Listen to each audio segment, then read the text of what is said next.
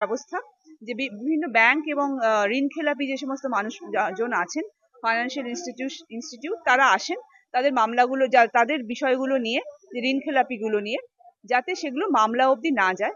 এছাড়া যেগুলো বিভিন্ন কম্পাউন্ডেবল অফেন্স, মানে যেগুলো নিজেদের মধ্যে মিটিয়ে নেওয়া যায়, এরকম ধরনের ক্রিমিনাল মামলা, অন্যান্য কোর্টের যে সমস্ত মামলা, মোটর অ্যাক্সিডেন্ট ক্লেম কেস, এই সমস্ত মামলাগুলো এবং ইলেকট্রিসিটি যেগুলো ফাইন দিয়ে নিষ্পত্তি করা যেতে পারে, এই সমস্ত মামলাগুলো লোক আদালতে আমরা নিয়ে থাকি।